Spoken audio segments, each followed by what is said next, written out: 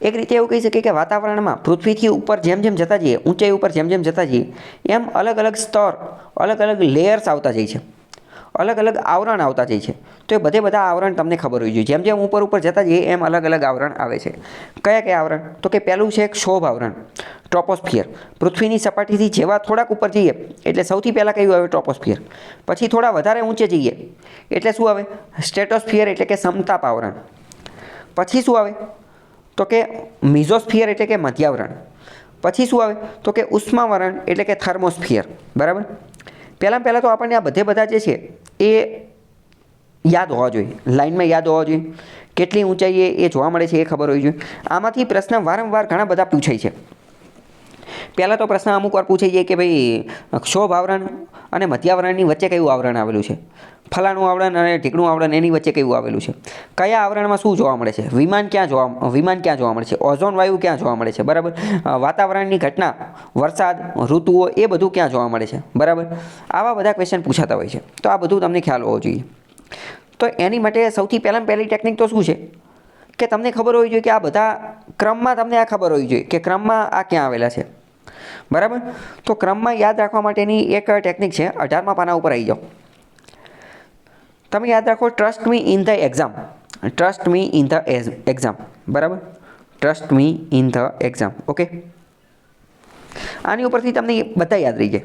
પહેલાં TR. TR એટલે શું? તો કે ટ્રોપોસ્ફિયર. પછી એસટી એટલે કે સ્ટ્રેટોસ્ફિયર. પછી મી એટલે મિઝોસ્ફિયર. આઈએન એટલે આઇનોસ્ફિયર. ટીએચ એટલે થર્મોસ્ફિયર. અને ઈએક્સ એટલે એક્ઝોસ્ફિયર. બરાબર. આપણી 11મા ધોરણની પુસ્તકની અંદર ખાલી 4 જ આવરણ આપેલા છે, પણ એ 11મા ધોરણ માટે ઇનફ છે. આપણે એની કરતાં પરે જવાનું છે, આપણે એની કરતાં ઉપર જવાનું છે. બરાબર. મોસ્ટ ઇમ્પોર્ટન્ટ શું યાદ રાખવાનું? Trust me in the exam. આ સૂત્ર યાદ રાખવાનું. ટ્રસ્ટ એટલે શું? TRU એટલે troposphere, ST stratosphere, me mesosphere, IN ionosphere, TH thermosphere અને એક્ઝામ EX એક્ઝોસ્ફિયર. ખ્યાલ આવ્યો કે ન આવ્યો? ચલો હવે બધા આપણે જોઈએ કે ભાઈ કઈ રીતનું છે, કેટલી ઊંચાઈ, એ બધું જોઈએ. પહેલાં જોઈએ કે ટ્રોપોસ્ફિયર. ટ્રોપોસ્ફિયર જે છે એ 0 કિલોમીટરે આવેલો છે. બરાબર. 0 કિલોમીટર. સ્ટ્રેટોસ્ફિયર જે છે એ 12 કિલોમીટર આવેલો છે. 12 કિલોમીટર. મિઝોસ્ફિયર જે છે એ 50 કિલોમીટર આવેલો છે. થર્મોસ્ફિયર જે છે એ 80 કિલોમીટરે આવેલો છે. એક્ઝોસ્ફિયર જે છે એ 700થી 1000ની આજુબાજુ આવેલો છે. બરાબર. આપણે બધા 1 બાય 1 જોઈએ. તો પહેલાં તો ટ્રોપોસ્ફિયર જે છે એ કયું છે? તો કે 0થી 12 કિલોમીટર. 0થી 12 કિલોમીટર. બરાબર. પછી સ્ટ્રેટોસ્ફિયર જે છે ને એ 12થી 50 કિલોમીટર. 12થી 50 કિલોમીટર. મિઝોસ્ફિયર જે છે ને, મિઝોસ્ફિયર એ 50થી 80 કિલોમીટર. થર્મોસ્ફિયર જે છે એ 80થી 800 કિલોમીટર. અને એક્ઝોસ્ફિયર જે છે એ 800થી 3000 કિલોમીટર. બરાબર. તો આ કિલોમીટર તમને થોડા ઘણા યાદ હોવા જોઈએ બધા. હવે જો આ કિલોમીટર જે છે ને, કિલોમીટર એ બધી જગ્યાએ અલગ અલગ આપેલા હશે, પણ આપણે ખાલી એનો એક આછો પાતળો ખ્યાલ રાખવાનો. આટલું સમજ્યા પહેલાં તો તમે? જો અહીંયા જો 0થી 12 વળી 18 આપ્યા છે, અહીંયા 40 50 અને 80 90 આપ્યા છે, 80 90 800. એને આરે આપણે કંઈ લેવા દેવા નથી. આપણે એક તો શું કરવાનું, એનો આછો પાતળો ખ્યાલ રાખવાનો કે આની આજુબાજુ છે, પહેલી વસ્તુ. પણ બીજું મોસ્ટ ઇમ્પોર્ટન્ટ, આ બધા આપણને ક્રમમાં ખબર હોવી જોઈએ. એ તો આપણને એનું તો આપણે હવે સોલ્યુશન મળી ગયું. Trust me in the exam. Troposphere, stratosphere, mesosphere, thermosphere અને એક્ઝોસ્ફિયર. બરાબર. એક એ આપણને આછો પાતળો ખ્યાલ હોવો જોઈએ. અને બીજું એ કે આપણને એ ખબર હોવી જોઈએ કે કયા એરિયા, કયા વિસ્તારમાં શું જોવા મળે. બરાબર. તો આ ફોટો આપેલો જ છે. ફોટાના આધારે આપણને બધી ખબર પડી જાય. ટ્રોપોસ્ફિયર જે છે ને એ એક રીતે વાતાવરણની સૌથી નજીકનો ભાગ છે. તો બધી ઋતુઓ, વરસાદ, વાદળો,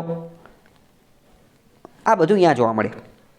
વરસાદ, ઋતુઓ, શિયાળો, ઉનાળો, ચોમાસું, આ બધું ક્યાં જોવા મળે? ટ્રોપોસ્ફિયરમાં. બીજે ક્યાંય જોવા મળે નહીં. સ્ટ્રેટોસ્ફિયર મોસ્ટ ઇમ્પોર્ટન્ટ, ઓઝોન વાયુ જોવા મળે અહીંયા. શું જોવા મળે? ઓઝોન વાયુ જે છે ને અહીંયા જોવા મળે. બરાબર. મિઝોસ્ફિયર જે છે, મિઝોસ્ફિયર, અહીંયા મિટિયોર્સ જોવા મળે. મિટિયોર્સ એટલે કે ઉલ્કાપિંડ.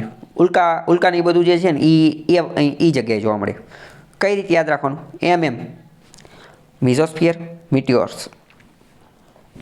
થર્મોસ્ફિયર જે છે, થર્મોસ્ફિયર, એની અંદર ઓરોરેની ઘટના જોવા મળે. ઓરોરે એટલે શું? તો કે જે ચમકતી નોર્ધન લાઇટ્સ કહેવામાં આવે છે. આપણે આગળ એના વિશે ડિટેલમાં ચર્ચા કરીશું, ત્યારે આપણે ડિટેલમાં જોઈશું. અને એક્ઝોસ્ફિયર જે છે ત્યાં આ સેટેલાઇટ, સ્પેસશીપ આવી બધી વસ્તુ જોવા મળે. બાકી આપણે ધીમે ધીમે જ્યારે એની અંદર પહોંચતા જઈશું ત્યારે બધું સમજીશું કે ક્યાં શું જોવા મળે નહીં. પણ પહેલાં તો તમને આ trust me in the exam આ બધું મગજમાં બેસી ગયું કે કેટલા કિલોમીટરની આજુબાજુ શું ઓલું પહેરવું એ બેસી ગયું કે નહીં? રાઈટ. હવે જો પાઠ્યપુસ્તકની અંદર પણ એ જ આપેલું છે, બરાબર ને? એમાં પણ જો કિલોમીટર થોડા ઘણા આપેલા છે. સૌથી પહેલાં ક્ષોભ આવરણ, પછી સમતાપ આવરણ, મધ્યાવરણ, ઉષ્માવરણ, આ 4 આપેલા છે, બરાબર. સમતાપ આવરણની અંદર જો વિમાન, જેટ વિમાન ને એવું બધું જે છે ઉડતું દેખાય છે, બરાબર. એક પછી એક 1 by 1 આપણે આ બધા વિશે ડિટેલમાં ચર્ચા કરીએ, શું છે, કેવી રીતે છે, એ બધું જોઈએ, બરાબર.